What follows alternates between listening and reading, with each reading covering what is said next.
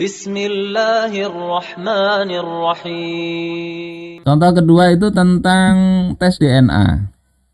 Ini yang dulu ribut antara Murdiono dengan Macica Mukhtar. Anaknya bermasalah dinasabkan ke si bapak itu. Nah, dalam hukum Islam, anak biologis yang dilahirkan di luar pernikahan itu secara nasab nggak nyambung ke bapak biologis. Walaupun mereka berdua itu sama-sama mengakui, ya sudah engkau anakku, anaknya iya engkau bapakku. Tapi mereka ibu bapaknya nggak menikah. Jadi hukum syariat itu begitu, tidak ada kaitannya dengan DNA. Mau DNA-nya cocok atau tidak, kalau di luar nikah itu bukan bernasab ke bapak biologisnya. Terus bukan berarti nggak ada gunanya ya. Tes DNA ini yang membuktikan seseorang itu anak biologisnya atau bukan. Kan nanti ada di dalam Islam itu pengingkaran nasab itu ada. Misalnya bapak mau mengingkari nasab anaknya itu, ya ada jalannya. Nah, tes DNA itu bisa membantu ke situ. Misalnya ditinggal merantau, ya pulang-pulang kok istrinya ada gendong anak. Ditanya anak siapa? Anak kita. Kata suami, rasanya aku nggak ada nanam-nanam saham. Ya, maka kalau dia baru tahu, dia bisa mengingkari itu. Nah, untuk pastinya bisa tes DNA. Nanti tentang hukum pengingkaran nasab itu ada syarat-syaratnya. Salah satunya itu ya syaratnya fauron, sesegera mungkin. Jadi begitu lahir dia tahu, diingkari. Kalau sudah besar seperti contohnya ada motivator ya, waktu kecil dia akui, sudah besar dia tolak, itu nggak berlaku lagi itu. Ini contohnya ada di dalam Sahih Bukhari. Ada seseorang yang mengadukan kepada Rasul, dia menjumpai istrinya itu bersama lelaki lain. Yang lelaki itu kuning ya, musfarron, kulitnya kuning. Qalilal laham, kurus, sabtos sya'ar, rambutnya lurus. Sementara yang menuduh itu orangnya gempal, khadlan, adama, sawo matang kulitnya kathirul laham, gemuk. Jadi suaminya ini gemuk, gempal, kulit sawo matang. Sementara lelaki yang dituduh tadi kurus, kemudian rambutnya lurus dan kulitnya kuning. Maka Nabi berdoa, Allahumma bayyin, ya Allah berilah penjelasan kasus ini. Ternyata ketika wanita itu lahir, wanita itu melahirkan, itu yang dilahirkan itu mirip dengan lelaki yang dituduhkan oleh suaminya. Nah, ini belum ada tes DNA. Kalau sekarang bisa diklarifikasi pakai tes DNA.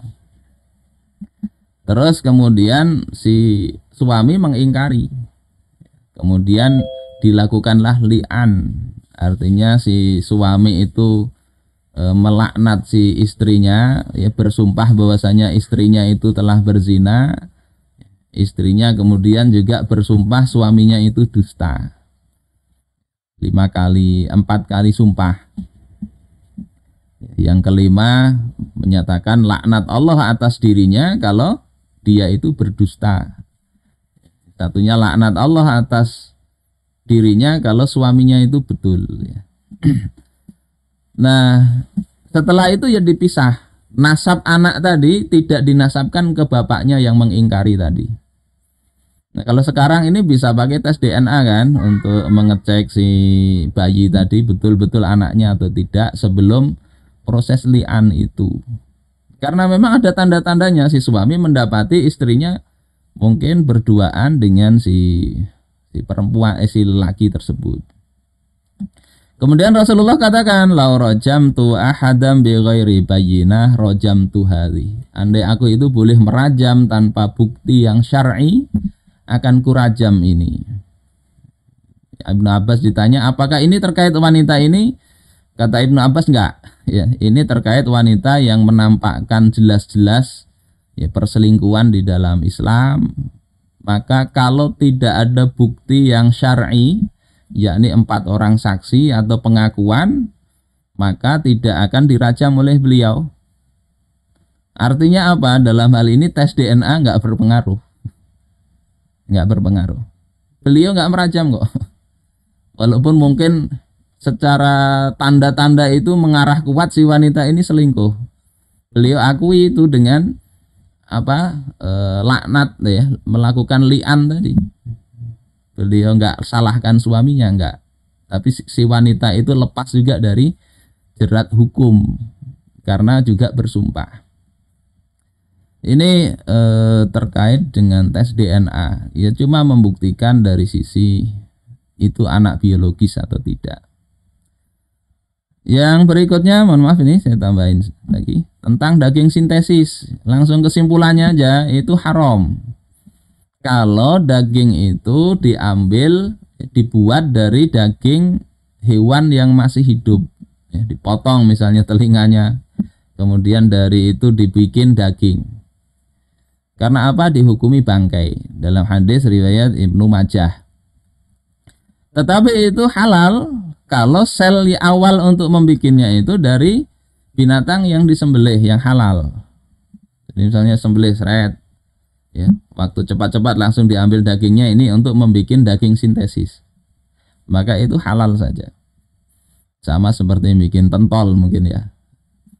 Kemudian atau dari ikan laut atau ikan air sungai dibikin daging sintesis, maka itu halal dimakan. Dengan catatan kalau tidak membahayakan.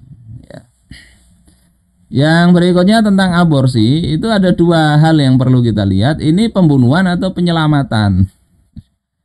Ya, aborsi yang boleh itu kalau dalam rangka penyelamatan ibunya misalnya. Dokter telah memvonis ini ibunya nggak bisa lagi ini melahirkan hamil ini. Kalau dugaan kuatnya ini bisa membahayakan jiwa ibu, maka boleh diaborsi. Itu masuk penyelamatan.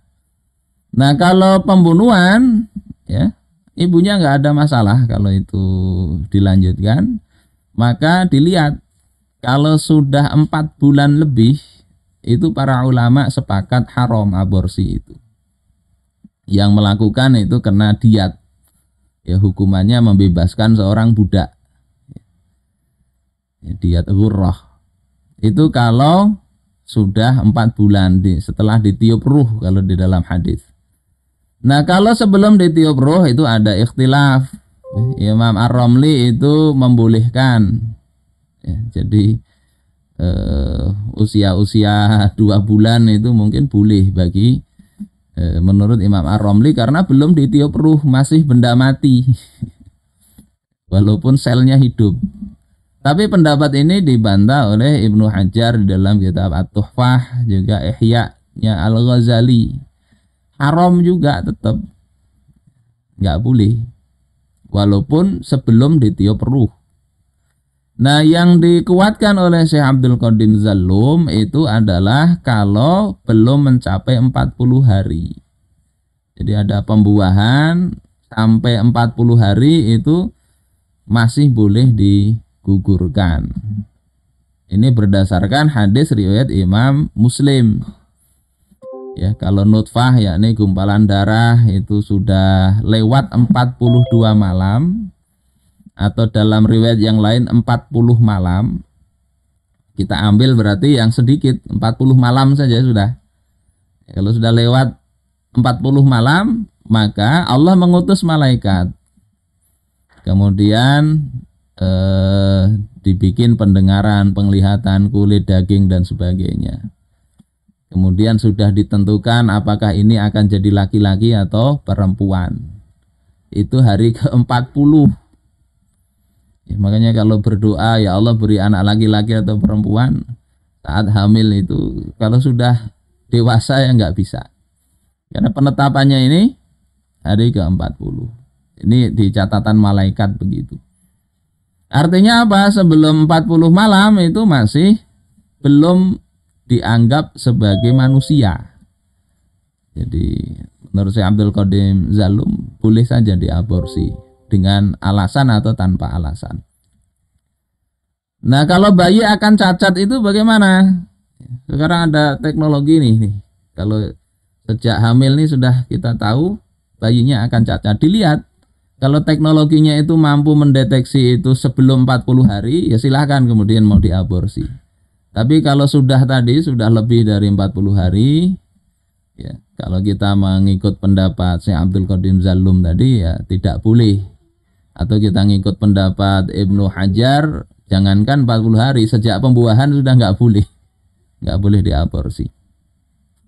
Kenapa tetap haram? Ya karena umumnya dalil pembunuhan itu haram. Nggak ada dosa, nggak ada apa. Yang kedua, itu kan masih belum pasti. Sementara yang pasti lahir cacat pun itu tidak boleh dibunuh. Ini masih berkembang, diperkirakan cacat, nggak boleh dibunuh. Yang sudah lahir cacat saja nggak boleh dibunuh, gitu loh.